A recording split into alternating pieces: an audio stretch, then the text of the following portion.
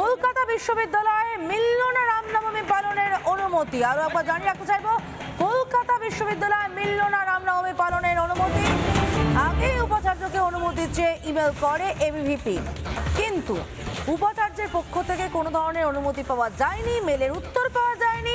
মুখে জানিয়ে দেওয়া হয়েছে যে অনুমতি পাওয়া যাবে না, রামনবমী করা যাবে না ক্যাম্পাসে। তাহলে কি হচ্ছে সেখানে আমরা জানবো আমাদের প্রতিনিধি বিশাখার কাছ থেকে। বিশাখা, অনুমতি তো পায়নি এবিভি, ক্যাম্পাসের ভিতরে রামনবমী পালন করতে পারছে না, তাহলে এবিভি ঠিক কি করছে?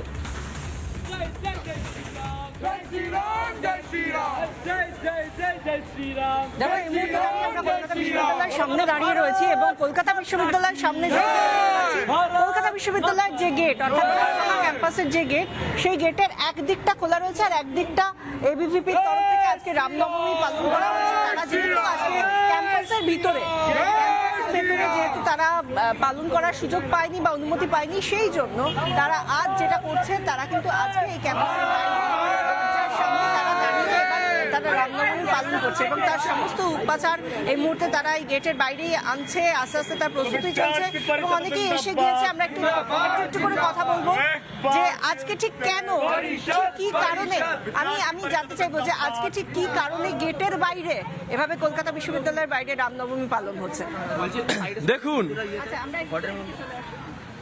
দেখুন আজকে আমরা কলকাতা বিশ্ববিদ্যালয়ের ছাত্রছাত্রীরা এই কলকাতা বিশ্ববিদ্যালয়ের প্রাঙ্গণেই আমাদের রামনবমী হওয়ার কথা ছিল, কিন্তু আমাদের অনারেবল অ্যাডমিনিস্ট্রেশন ভিসি আমাদের পারমিশন গ্র্যান্ট করেনি। আমরা ইন্টিমেশন ফার্স্টে দিয়েছি, তারপরে আমরা অফলাইনেও ডেপুটেশন দিয়েছি, কিন্তু যখন পারমিশন গ্র্যান্ট করেনি আমরা লালবাজার থেকে শুরু করে জোড়াসাঁকো পুলিশ স্টেশন প্রত্যেকটা অফিসিয়ালিভাবে করে ইউনিভার্সিটির ক্যাম্পাসের গেটের ঠিক বাইরেই আমরা রামনবমী উদযাপন করছি। কারণ অখিল ভারতীয় বিদ্যার্থী পরিষদ যখন ঠিক করে নিয়েছে যে জাতীয়তাবাদী শক্তির উদয় হবে এবং সবাইকে রামনবমীর আন্তরিক শুভেচ্ছা। সেই জায়গা থেকে জানতে চাইবো যে একটা রাষ্ট্রবাদী শক্তির উত্থান চাইছেন আপনারা, সেখান থেকে কেন বারণ করা হলো, কেন নিষেধ করা হলো, কেন অনুমতি দেওয়া হলো না? দেখুন, ওনাদের বক্তব্য যে এর আগে কখনো ইউনিভার্সিটিতে রামনবমী হয়নি। আচ্ছা, তা কোনো ভালো কাজ যদি শুরু করতে হয় তাহলে কেউ তো একবার উদ্যোগ নেবে। তাহলে ইউনিভার্সিটির মধ্যে যদি রামনবমী না হয় তাহলে কেন ইউনিভার্সিটির মধ্যে ইফতার পার্টি হয়? আমরা চ্যালেঞ্জ করছি যারা ইউনিভার্সিটির মধ্যে ইফতার পার্টি করে, যারা বলেছিল যে বিদ্যার্থী পরিষদকে রামনবমী করতে দেবে না, তারা কোথায় আছে আজকে দেখে যায়। এটা আমাদের কাছে একটা সাকসেস যে এসএফআই নামক সংগঠন এবং যে বাম সংগঠন বলে যে নাকি বিদ্যার্থী পরিষদের এক্সিস্টেন্স নেই কলকাতা বিশ্ববিদ্যালয়ের বুকে, আজকের কলকাতা বিশ্ববিদ্যালয়ের বুকে এবিভিপি রামনবমী করে দেখাচ্ছে।